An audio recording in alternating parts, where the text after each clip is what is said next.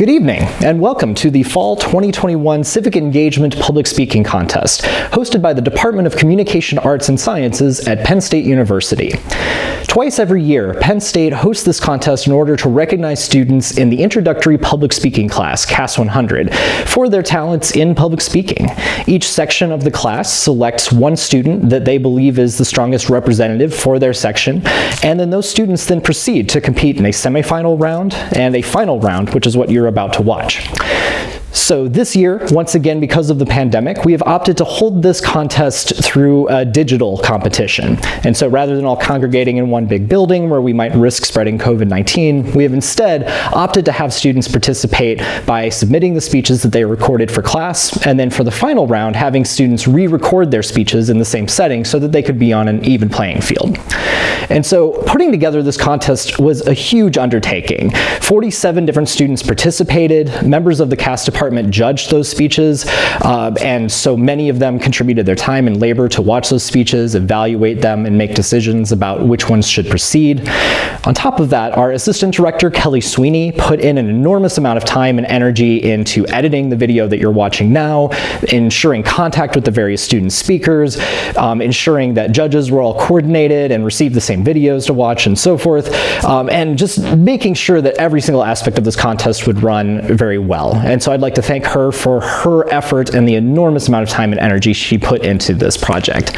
I would also like to thank our administrative staff, particularly James Updike and Emily Bush-Clark, for the work that they've done to help with the logistical side of things in terms of making sure that we have spaces and that we have digital spaces in which to present these. And then finally, I would like to take a moment to thank our judges that participated particularly in judging this final round. And so we try to recruit people from the wider CAS community and the College of Liberal Arts community and people who are alumni of Penn State to help with judging this contest and to bring a sort of outside perspective. And so for this contest, we have 3 judges that I would like to recognize, and these are the people who watched the final round that you're about to watch and made choices and decisions about how students should perform in the final. And so, the first judge that I would like to recognize is Tondi Clements. She graduated in 2014 with a degree in Letters, Arts, and Sciences from World Campus. Currently, she works as the Vice President of Marketing and Client Relations for a multi-strategy investment advisor. She's a member of the College of Liberal Arts Alumni Society Board, as well as a mentor within the college's mentorship program. She shows her support for the college through annual gifts and has participated as a World Campus Ambassador. And in 2019, she received the Penn State World Campus Outstanding Alumna Award. She currently resides in Southern California. Our second judge is Mary High. Mary High received her PhD from Penn State Communication Arts and Sciences in 2009 and currently is an associate teaching professor of Communication Arts and Sciences. She teaches an array of undergraduate courses at the University Park campus and via World Campus. She also supervises specialized sections of effective speech, or CAS 100, for students who experience high levels of speaking anxiety. She also finally serves as an honors advisor for the Department of Communication Arts and Sciences. And then finally, a third person that we'd like to recognize for judging is Christopher Dobbins, a 2006 Bachelor of Arts alum in Crime, Law, and Justice in the College of Liberal Arts. Chris is a graduate who majored in criminal justice and focused on that area of expertise. That has ended up translating into a very different career trajectory. He currently serves as the Director of People Strategy and Planning for the San Francisco-based company DoorDash, where he leads long-range business planning and effectiveness. Prior to that, Chris spent time at Uber and at Twitter. He is also a veteran of the United States Air Force, where he served 5 years as an intelligence officer, primarily in unmanned aerial vehicle operations. He recently joined the College of Liberal Arts Alumni Society Board, where he's excited to nurture a deeper connection with the college, with students, and with alumni. And so I would like to thank all 3 of these excellent alumni of the College of Liberal Arts for taking the time to watch these student speeches, provide them with notes, and make the very tough decisions about which ones should advance. And so, With that, all of the thank yous out of the way, I would like to welcome you to watch these speeches. As you watch, I would like to encourage you, while you're here on YouTube watching this video, if you're watching it live, to participate in the chat and share your reactions to students' arguments and ideas. And then likewise, afterward, to stick around. After the speeches are completed, there will be another brief video where I will announce the results of the judges' decisions. And so I'd like to thank you and have a wonderful time watching these excellent speeches. Hi, my name is Yanitza Cruz, and I'm a graduate teaching assistant in the Department of Communications, Arts, and Sciences. This semester, I had the absolute pleasure of being an instructor for CAS 100A. From this group of talented students, one was chosen to present her speech in this contest. I'm honored to present to you your next speaker, Jessica Kugler. Jessica is from Pittsburgh, and currently she is a junior at our institution. Her passion for math and chemistry led her to study chemical engineering, and she aspires to be a hands-on researcher. In her speech, Jessica addresses one of the main concerns that the Penn State community faces this semester, the increase in reports of sexual assaults on campus premises. Jessica proposes a necessary solution for this issue, in which Penn State University can utilize the most important tool in its power, education. I hope you enjoy this speech as much as we did in our classroom. Thank you. Imagine you're out enjoying a nice, beautiful day on campus when all of a sudden you receive this alert. A forcible sex offense has occurred at Penn State University Park. Now, I can't be the only student here at Penn State to notice the increased number of text and email alerts we've been receiving regarding sexual assault. It seems so common to me now that whenever I get the text, I simply read it, put my phone away, and continue on with my day as usual. However, I've come to realize that this is the wrong mentality. A change needs to be made here at Penn State. According to the National Organization for Women, there are some shocking statistics regarding sexual assault at colleges and universities. The first being 90% of women who are sexually assaulted in college know their attacker. 2, 1 in 33 men will be victims of attempted or completed rape. 3, 60% of college assaults occur in the residence hall. And 4, 1 in 5 women will experience some form of sexual assault before they graduate. If you go on Penn State's website, you'll find a similar statistic that says, according to the Department of Justice, 1 in 4 women will be sexually assaulted before they graduate. So now I want you to think about you and 4 or 5 of your friends. How would you feel if you or one of your friends were a victim of sexual assault? Maybe one of you already are.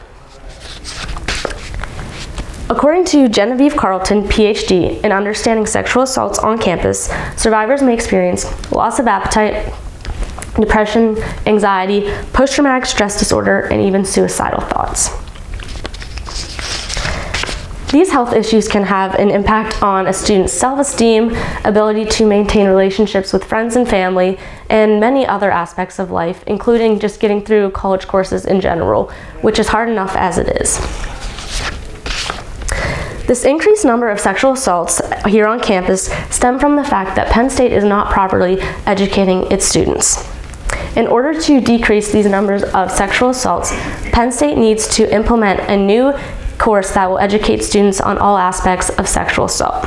Today I will be discussing why Penn State's current method is ineffective, how this new course would work, and the benefits that would arise from it. According to Penn State's website and first-hand experience, Penn State holds a new student orientation for incoming freshmen. At this new student orientation, there's an interactive musical to help students understand the transition into college life, discuss abuse and use of drugs and alcohol, define sexual consent and sexual harassment, and understand the importance of diversity, and then finally act as a bystander when necessary. Penn State may think that this method is working, but it is clearly not. According to Center Daily Times, at least 6 sexual assaults and attempted assaults have been reported in August of 2021 at University Park. This is the most in a single month since October of 2016. The increased number of sexual assaults and alerts show that Penn State's method is not working. So, the solution. Penn State needs to introduce a new course that will educate students on all aspects of sexual assault. It would be required to graduate, and it would be taken your first semester here at Penn State. This way, freshmen can gain a solid understanding of sexual assault, how to prevent it, and then they can carry this with them throughout the rest of their college experience. It would cover a variety of topics including sexual assault, sexual harassment, stalking, healthy and unhealthy relationships, intimate partner violence, bystander intervention, consent, and reporting. According to the Center for Women and Families, there's a comprehensive violence prevention strategy called Green Dot. It depends on the power of bystanders to prevent violence and shift social and cultural norms. This program consists of 4 modules. There are videos and also some role-playing exercises, and then there's also some other activities to help practice proactive skills. Altruistic.org reports that a study of the Green Dot prevention strategy was conducted from 2010 to 2013. One college campus implemented the Green Dot prevention strategy, while the other 2 did not. The study showed that there were lower violence rates on the campus that implemented the Green Dot prevention strategy. Specifically, the study looked at the incidence of unwanted sexual victimization, sexual harassment, stalking, and physical dating violence, including victimization and perpetration. Now this program is geared towards the power of bystanders, but it goes to show that an engaging educational program can be effective if it is correctly implemented. Therefore, this new course at Penn State would cover bystander intervention, just like the Green Dot prevention strategy, but it would also include or cover a variety of other topics, making it that much more effective. So here at Penn State, I'm sure many students would say that they don't have time to take this course. However, currently we need a bunch of elective credits for art and humanities. So for example, instead of taking 9 art credits, 3 of these credits could be substituted for this new course. So you'd still be gaining your art credits, but you'd also be gaining these new credits through this course that would benefit the community as a whole. Some students may also think that they're already educated on this topic. However, in reality, they're not. There are many topics regarding sexual assault that many students don't even know about, so it would be beneficial if everyone took this course. And then finally, Penn State may not want to pay to hire staff to implement this course and learn the material. However, I say that no amount of money is more important than the safety and well-being of its students.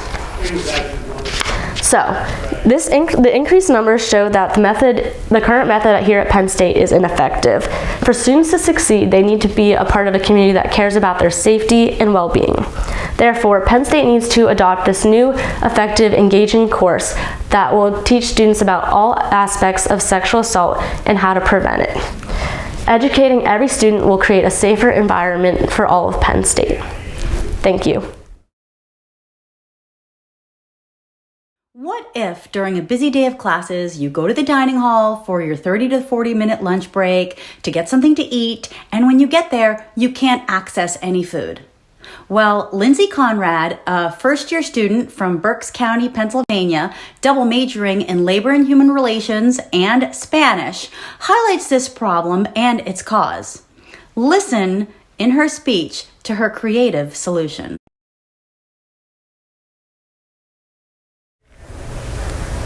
It's a Tuesday at 2:15.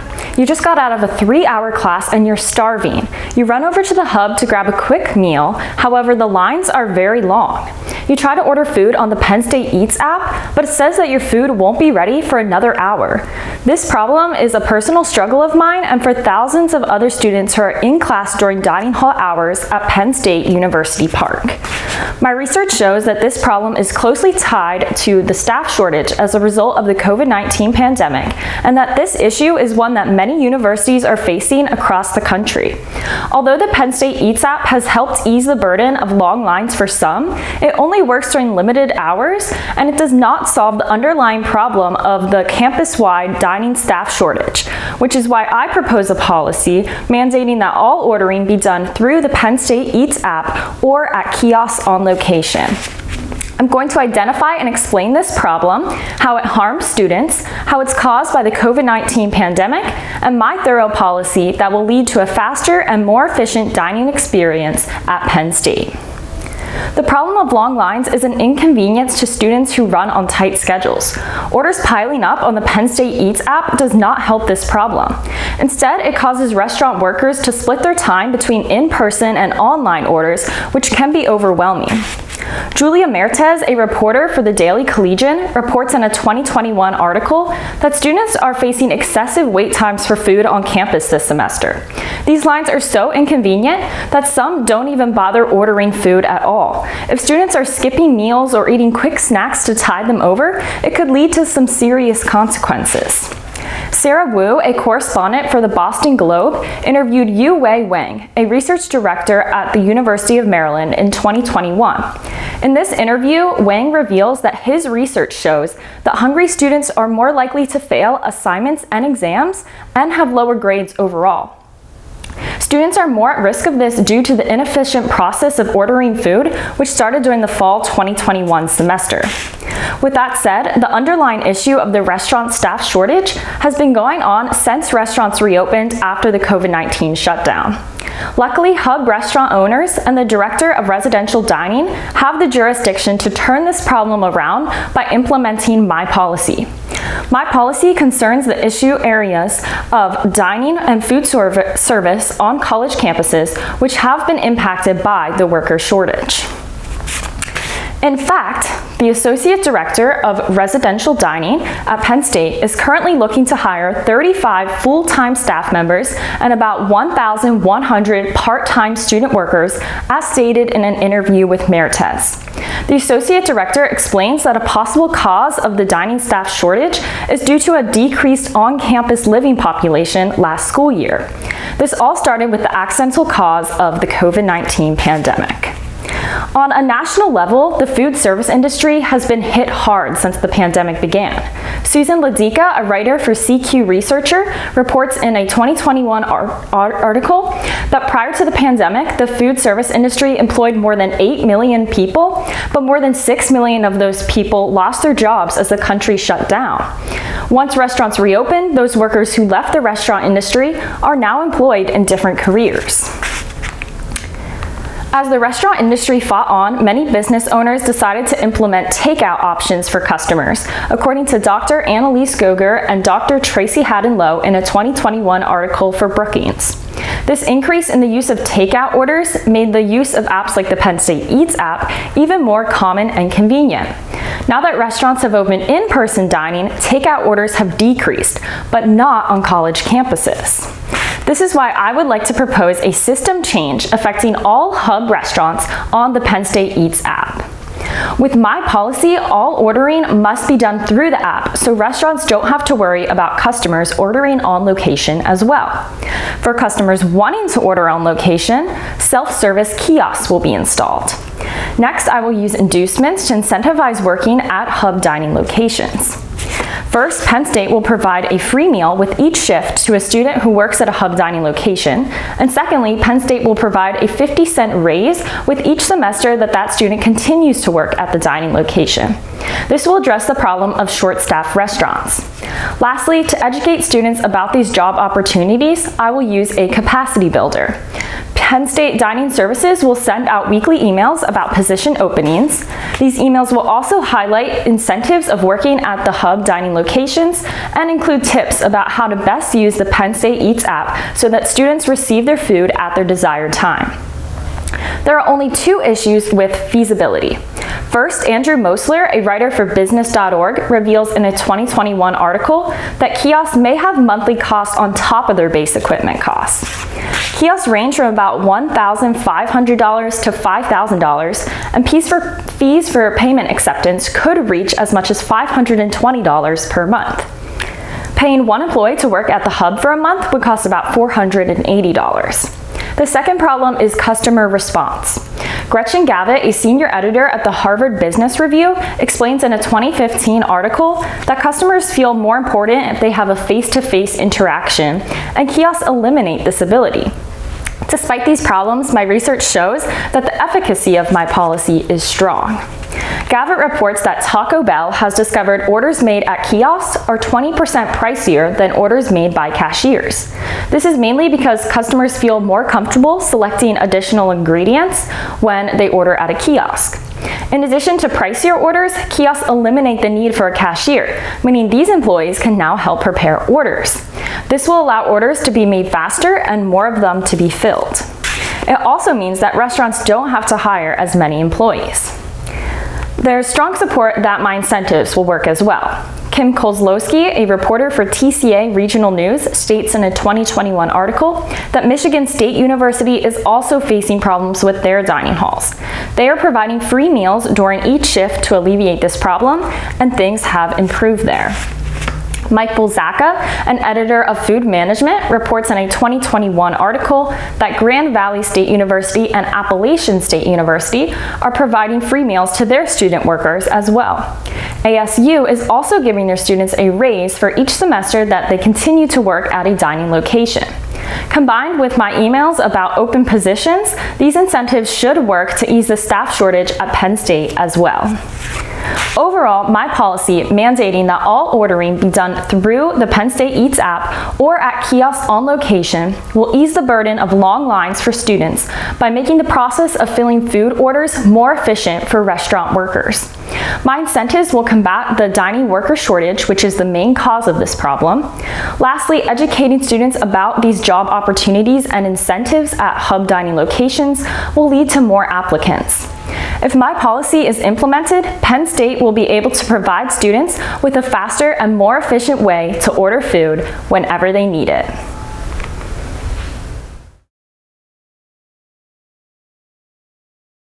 Hello, my name is Johan Badaski.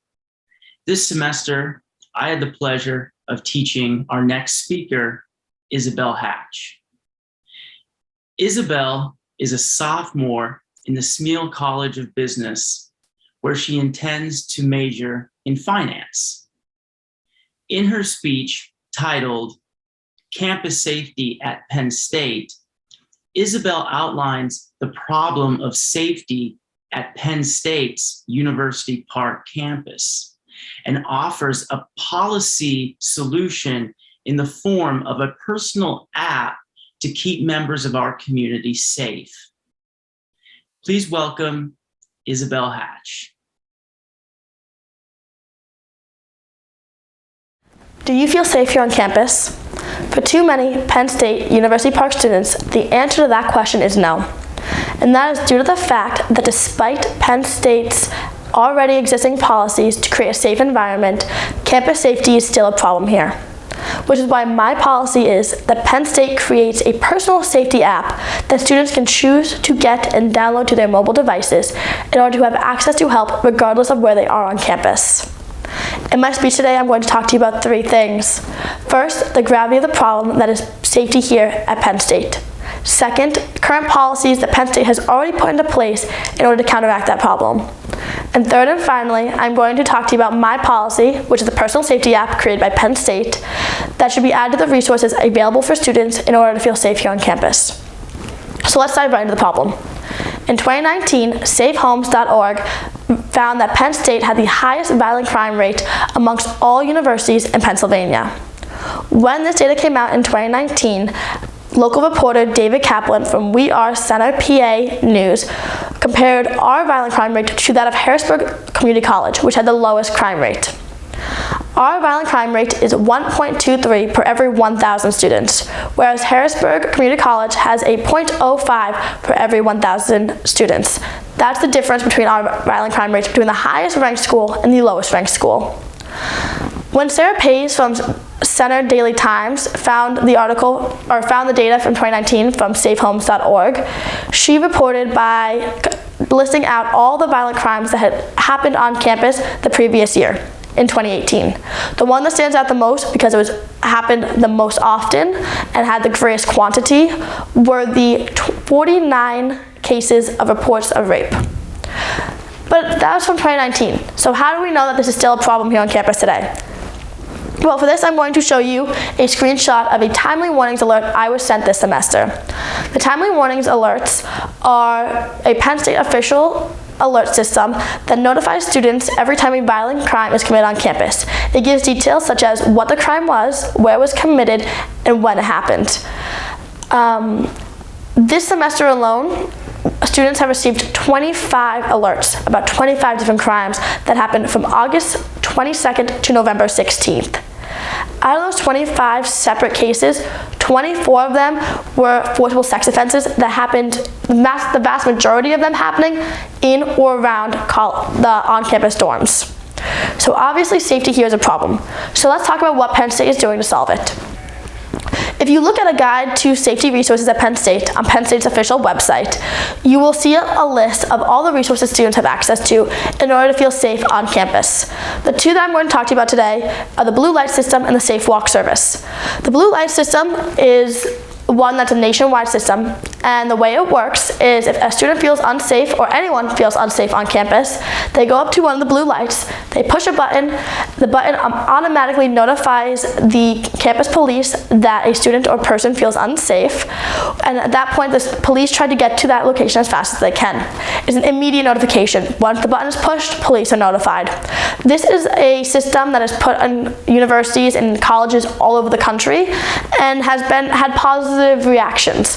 As a result of putting these up, crime has gone down, students have said they felt more safe, and such as that across the nation. Another system that Penn State has is the Safe Walk Service. And the way that this works is if a student is on campus and needs to get back to their on-campus living, but doesn't know they can do it in a safe way, they can request that someone comes and walks them home. This is a no questions asked type of service, which means that a student does not have to worry about getting in trouble if they are partaking in something such as underage drinking or something along those lines, because the priority of this service is student safety. And while these policies are great and probably have done a lot to make students feel safer and lessen the crime rate, there's a huge problem with them. And that's the fact that they don't really reach inside dorm rooms. So if a student is in a dorm room and they're in an unsafe situation, they're practically on their own, which is where My Policy comes into act. My Policy is a personal safety app that students would have the choice to download to their phone. The way it would work is if a student found themselves in an unsafe situation, they could use their app to send a distress signal as well as their GPS location to RAs and campus police. That way whoever is closer can get to that student in a more efficient way. By doing it as a mobile device, students will have access to help regardless of where they are on campus. As long as they have their phone, they have a way to get help. So let's talk about this. Can Penn State do this? The short answer is yes. Penn State creates apps all the time. In the last year, we created the Penn State Athletics app, and with the sole purpose of making mobile ticketing easier for returning to in-person sports. And Penn State already uses a GPS location in one of its apps that already exist. If you look at the Penn State Go app, there's a Maps feature, which takes your GPS location and shows you the best path to get to another location on campus. So not only does Penn State have the ability to create apps, they also have the ability to use your GPS location within those apps. On top of that, personal safety apps are on the rise and are becoming more popular. So there are apps that Penn State could use as a guideline or a model for their own app. For this, I'm going to talk to you about the Be Safe app. Be Safe is a highly ranked personal safety app available for purchase in the App Store. The way that this works is once the user downloads the app, they set what they call guardians. And guardians are people who are notified with a distress signal as well as the user's GPS location if the user finds themselves in an unsafe situation. In the case of Penn State's app, the guardians would be RAs or campus police. If you look at the homepage of the website, the official website, besafe.com, you will see a bunch of features on this website, features that Penn State could put into their own app. Two that I would like to talk to you about today is the voice activation tool and the alarm system. The voice activation tool allows users, if they're in a place where they can't speak or don't want to alert a perpetrator that they are trying to get help without drawing attention to it.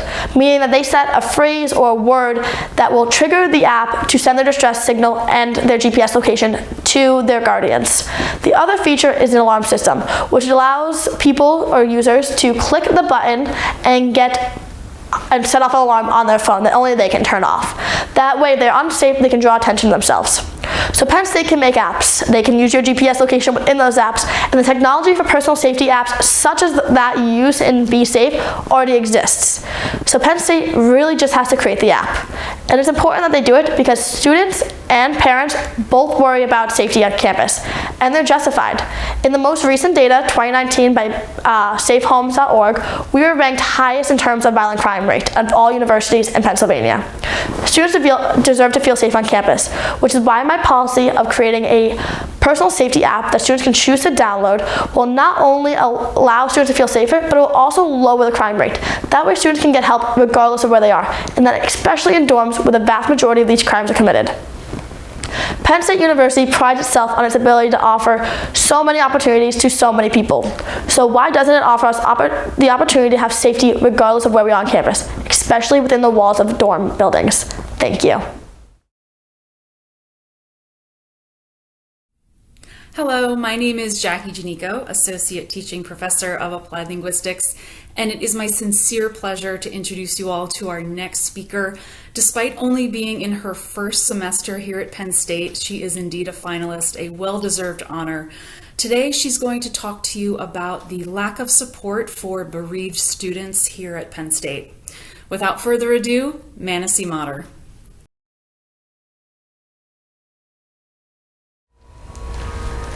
According to the National Grief Organization actively moving forward, 1 in 3 college students will be faced with the loss of a loved one or family member who had died in the 12 months prior.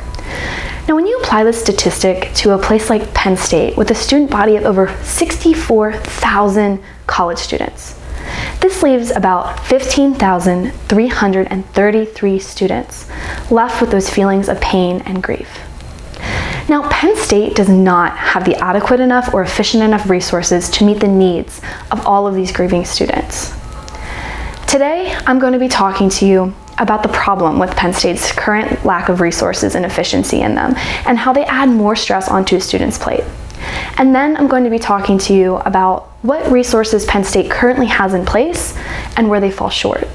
And finally, I'm going to conclude with talking to you about how I propose Penn State can change these resources for the better through the inclusion of a peer-led support group, as well as a direct contact for students to have a liaison to bridge the gap. And all of these resources would be ideally found in just one condensed resources page. See, when I was in high school, I lost my stepfather to cancer, and I was faced with the struggles of reaching out to all of my teachers amidst funeral planning and dealing with family. And I felt completely isolated from them. Now, grief can affect anyone at any time. So as a Penn State student and a faculty member, wouldn't you want to know that you can take comfort in knowing that the resources your school has will relieve your stress instead of adding more like they currently are with what's in place? So to begin, I just want to illuminate a little bit more of the problem for you. If you're a student and you experience a hard loss, you may have to take a leave of absence from school. And when this occurs, you are tasked with reaching out to all of your professors and individually explaining to them the circumstances that led to that. Now, this can result in additional stress being added to the student when they may see opposition from teachers or a lack of response. One example of this can be seen through a student, Brandon Bastian, who was a junior here at Penn State back in 2019. Following the loss of his grandfather, Bastian was interviewed for a Daily Collegian article about navigating absence from school. Brandon, in regards to reaching out to his professors, explains that his professors left him feeling abandoned. And not only this, but one professor went as far as to accuse Brandon of lying about the entire situation and forced him to send in a copy of his grandfather's death certificate. Now, this additionally would add stress to a student. And not only this, but some students realize that their professors don't even respond to these emails, which professors do get many student emails a day. And without a liaison to act as a higher up in their inbox, these emails just get completely overlooked and a student is left feeling like Bastian here. Another problem that occurs with students is the fact that when they go to access the resources Penn State provides, they find that they can't get to them when they need them. If a student at Penn State doesn't meet the certain requirements, such as experiencing sexual assault or a severe case where they're having suicidal thoughts and tendencies, they may find themselves with an incredibly long wait. And these resources that they need, they can't get into them. Additionally, as was explained in another Daily Collegian article about getting counseling services at Penn State, Senior Director of CAPS, Dr. Heitzman, explains that by mid-October each year, the resources that CAPS suggests for the students to go look for in the community end up being fully booked. Now, with nowhere else to go, these students may be feeling like they have nothing, and they are feeling abandoned like Bastian. Now, what are the other resources available at Penn State? Well, they're very minimal and they're very blanketed for the students. But according to the Student Affairs website, CAPS has one support group for grieving students, although currently this is completely online, no in-person connection, and it only allows for 6 students to be in it at a time, cutting off everyone else once that is reached. And now this does not allow for a continual support for students that are grieving and going through this pain. Additionally, the Penn State does have an advisor that can be granted to students that will help them bridge that gap. However, according to the Health and Wellness section of Student Affairs, this is not a guaranteed process, and an advisor will only be asked to help a student given that they assume a notice will be sent in from either the hospital, an RA, or the student's family and friends. And this notice would have to say that that student is completely incapable of sending emails to their professors. And then an advisor will simply be asked to step in. Even in this situation, that relief is not guaranteed when it definitely should be. Now, what can we do about this? I propose that Penn State creates its own chapter of Actively Moving Forward, which is this peer-based support group, as well as have an extensive contact list where students can contact advisors and get guaranteed help. And ideally, all of this information should be able to be found in just one condensed resources page on Penn State's website. Several other colleges in the Pennsylvania area have already seen this need in their students, and they have addressed it. For example, according to the Daily Pit, which is the University of Pittsburgh's college campus newspaper, one such student named Caroline Stoller saw this need within her students and her friends, and she created an Actively Moving Forward chapter there. And in the same article, she is quoted as saying that this provided extended support for students outside of meetings and events. This is the extended support that our students here need and deserve. Additionally, in another school at Penn College, students that were already in an Actively Moving Forward chapter saw that it wasn't enough and that people were still struggling with talking to their professors and getting resources. So according to an article in the Daily Pennsylvanian called Grief and Grades, these students created a comprehensive communication plan, and they decided to make a condensed resources for student bereavement page on the Penn College website.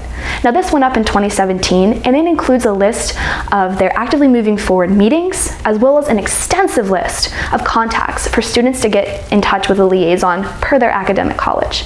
And of course, it does also include what their CAPS resources have to offer. Penn State, if this college can do it and these places can do it, so can we. We can easily implement this here.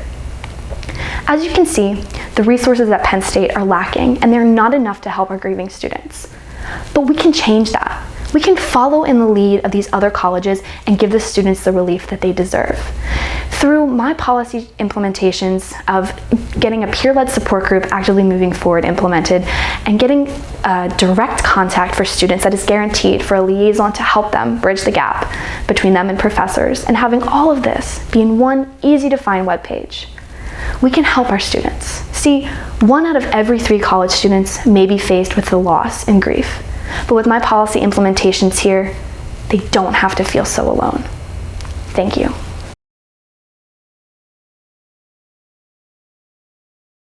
Good evening. My name is Robin Kramer, and I'm happy to welcome Shannon Stover to the stage this evening. Shannon's from Farmdale, Pennsylvania, which is a small rural town about 45 minutes north of the city of Pittsburgh. Currently, she's a junior at Penn State, and she's studying recreation, parks, and tourism management. Shannon's always had a deep respect for those in the military and those who serve our country, and you'll see that care and concern reflected in her presentation tonight. Without further ado, let me welcome Shannon Stover.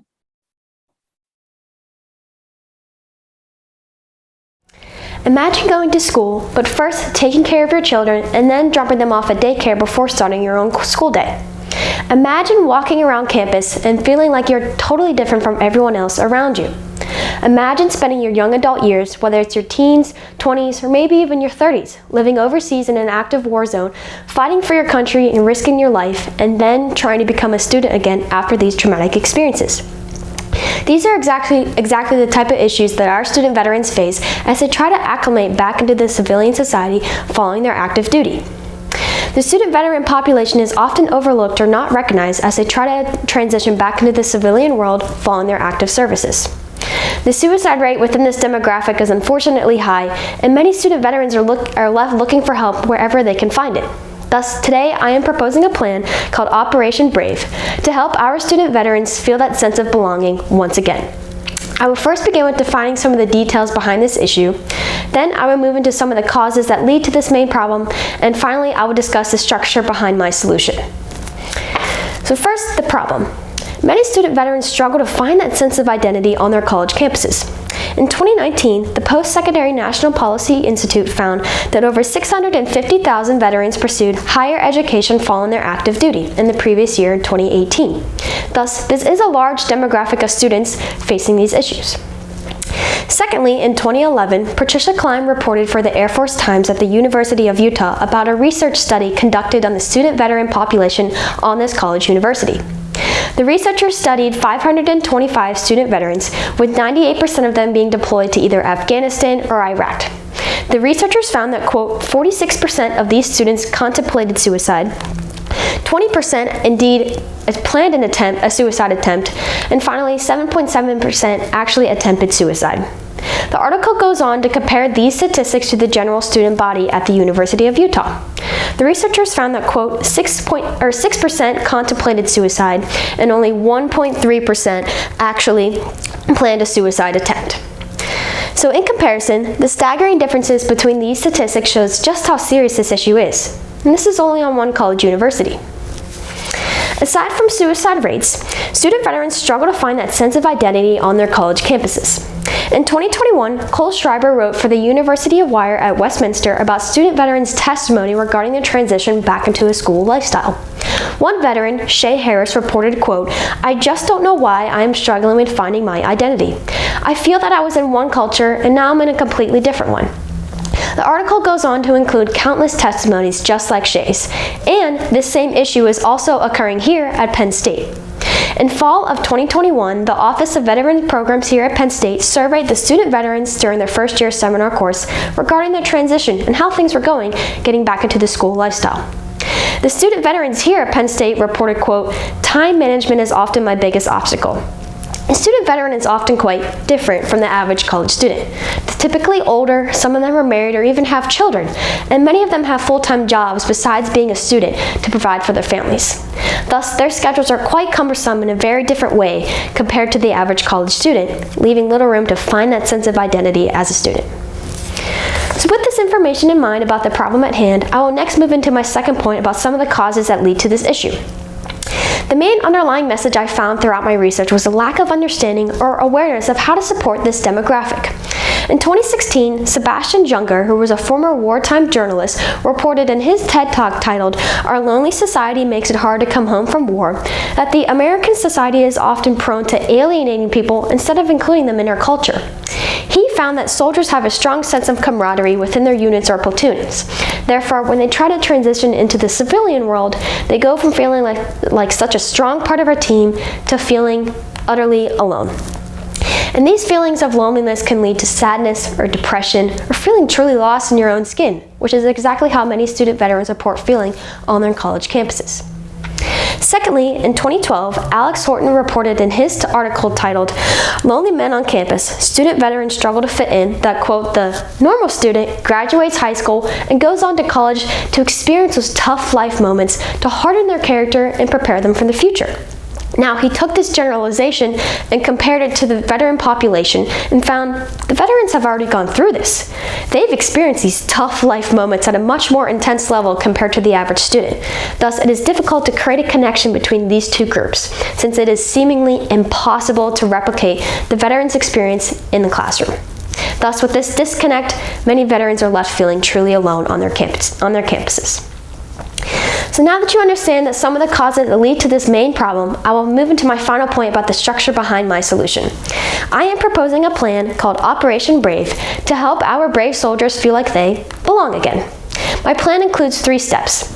Step 1 is to create community spaces that are designed specifically for the veteran population where they can come together, share their stories, and feel that sense of commonality together. Step 2 is to integrate specialized coursework within the veterans' classwork and include specialized care options for the veterans' needs. Our soldiers have strong skill sets in things such as leadership, communication, and working together as a team. Therefore, I believe universities should integrate classes within the veterans' coursework that target these strengths so they can grow upon something they already know and feel more comfortable as a student.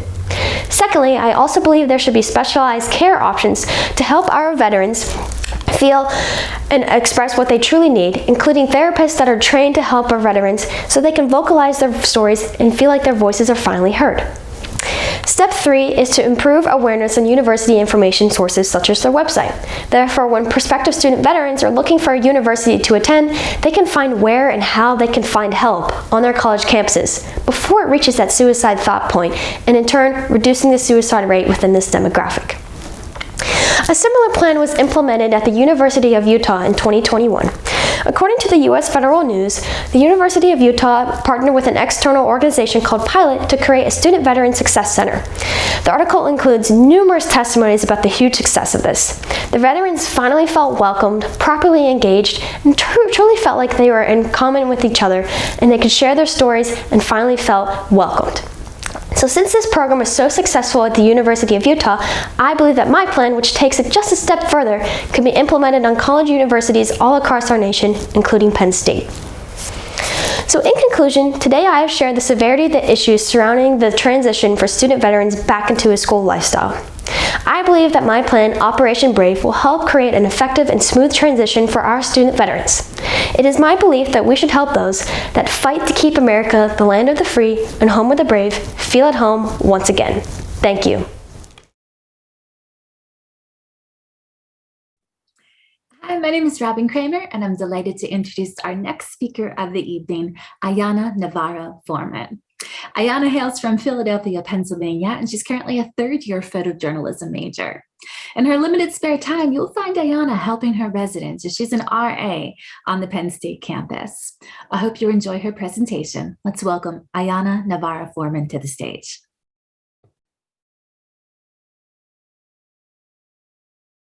Imagine you and your friends are walking around on Penn State's campus and something happens where police are involved, their body cams are recording the entire situation, but when you go to the police station and request the footage or audio recording, it isn't as easy as a process you thought it would be.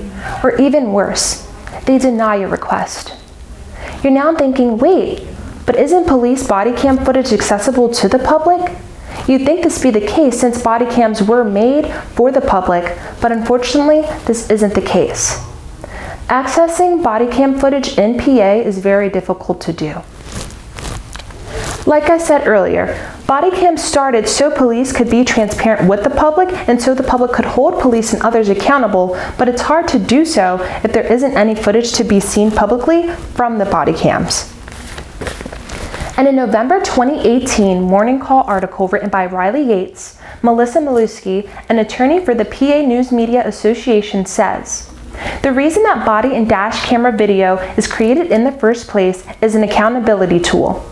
If there is not public access, there is not accountability. So if we aren't able to access these recordings publicly, then what's the point? Although there should be some guidelines and rules to accessibility to these recordings, it should not feel impossible to do so. To solve the problem of difficulties of accessing police body cam footage in PA, I am arguing the rework of the Act 22 law that is in place here.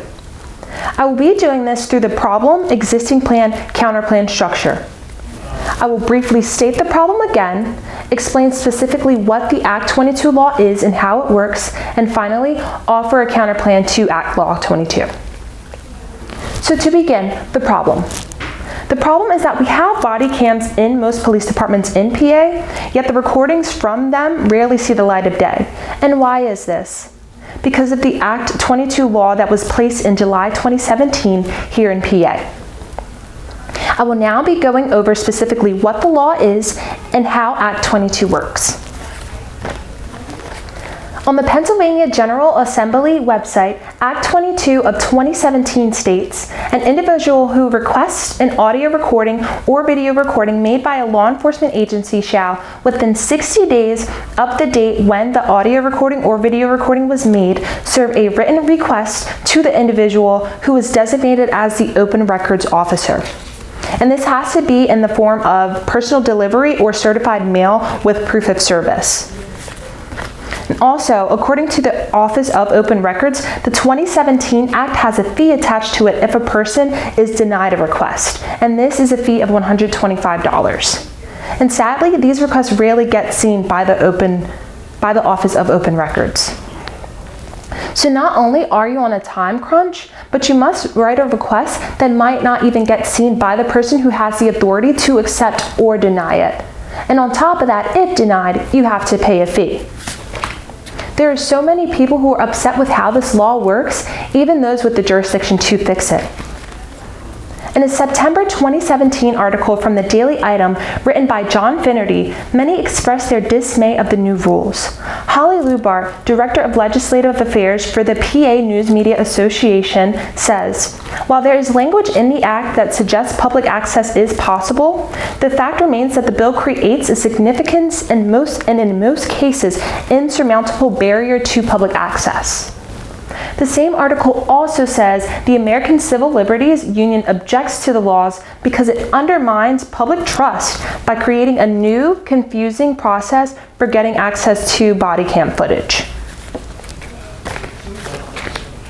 And now that we've gone through specifically what Act 22 law is and how it works, I want to go into the counterplan that I think will work best and be the most effective change for this policy. Making this policy more effective starts with a system change. The system change would be very simple, yet effective. Making body cam footage easier to access for the public. And we would do this by putting the Act under the right to know law here in PA and having footage be complete public information that people request with no hassles or loops to go through.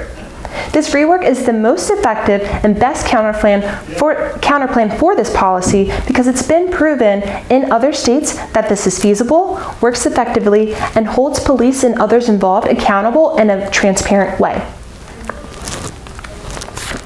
This is an interactive map from a 2019 article by the Reporters Committee for Freedom of the Press.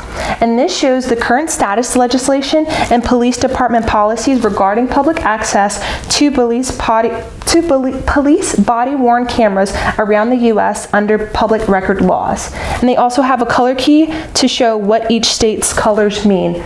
Blue being that a legislation has been proposed but not passed, and yellow being that a law has been passed. And those are the two important colors that we have here. And this map also shows that Nevada has a law that states police camera footage is public information and individuals can request it on a per incident basis. And also in Kansas, they have a bill that states that law enforcement agencies shall allow requesters to listen to the requested audio recording or to view the requested video within 20 days after making the request and may charge a reasonable fee. So as you can see, Nevada and Kansas gives precedence and shows that this can be implemented and a rework of this policy is possible. It's also fair to everyone and gives the community more trust in their police departments when they are being transparent when footage is requested, especially to those present in the footage. Also, as I mentioned earlier, there are those with the jurisdiction to fix this who also agree that this is a bit extreme. So having the jurisdiction on the same side of this issue can also be a help in terms of getting this counterplan in place faster. And so with all that being said, I would also change the name of the Act 22 law into the ACT law. And what the ACT law would stand for is access to audio and video recordings creates transparency and accountability. So as you can see, there should be laws put in place for how police body cam footage can be accessed by the public, but it should not be an impossible bar. So reworking the Act 22 law into the ACT law overcomes the barriers the public has when trying to request footage, and it's the best policy and a win-win situation for everyone. There are rules still put in place, but since the law would fall under the right to know law, the public would have easier access to these recordings. And I would like to end on a quote from Pennsylvania State Representative Dan Miller in a May 2021 WHYY article written by Ryan Briggs. Think of how challenging the George Floyd case could have been if no one had videotaped it. There's no point in police recording everything if the public never gets to see it or has to jump through all these hoops to see it. Thank you.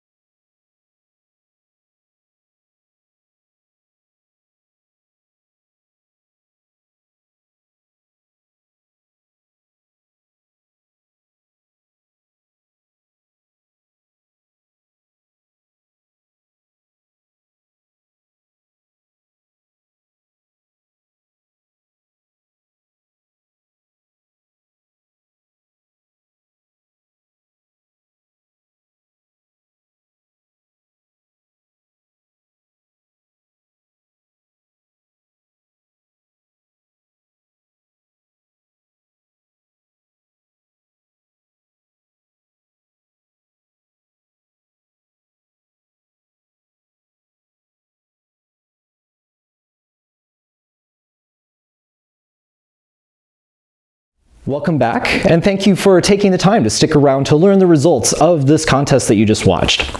So I'm going to begin by announcing our 3 runners-up in the contest. And so these were the people that landed in the bottom 3 in the round, which of course was a very tough round and is an accomplishment unto itself. And they are going to be announced in no particular order. So our first runner-up is Lindsay Conrad.